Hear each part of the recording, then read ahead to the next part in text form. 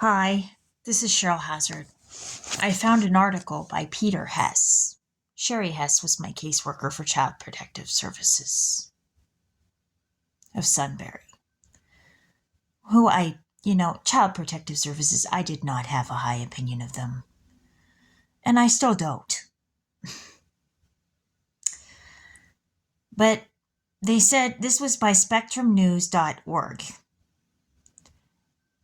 And they said the link between vitamin supplements and autism explained by Peter Hess. April 14, 2021. So this was after they were up my butt. Yeah, I'm going to word it as up my butt. Because they were up my butt. Okay, so it says preterm birth and preeclampsia are linked to higher odds of autism. I didn't have a problem with either when I was pregnant with Nathan. In fact, Nathan chose to come out 2 days late and I didn't have preeclampsia. Although that doesn't mean that that's necessarily true for all autism cases. And it said giving pregnant women a low dose of halibut liver oil, which is rich in vitamin D, is linked to decreased rates of preeclampsia and preterm birth. So one of the things that they look at with autism in and of itself is the possibility that mercury poisoning is an issue. And in fish, they look at mercury poisoning as a possibility. But fish is indeed rich in vitamin D.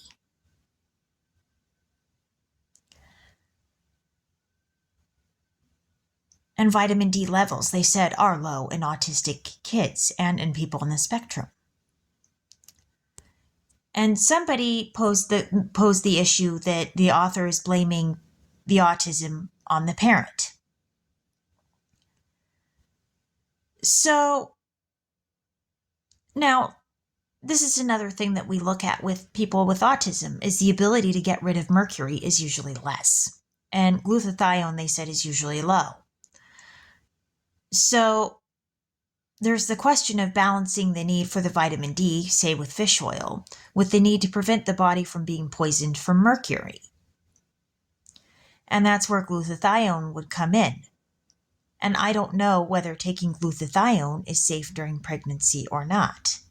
This would be something that I think I would further have to look into as an ASPE, looking at this.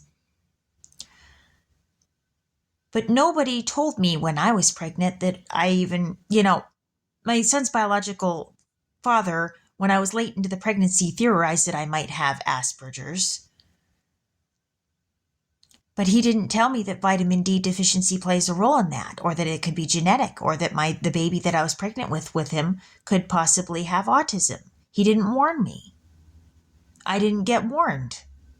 I was pregnant with his kid and he knew I potentially had Asperger's and he didn't warn me that my kid could have a learning disability or that the tendency could be genetic. And now I'm finding out that vitamin D does affect over 800 genes.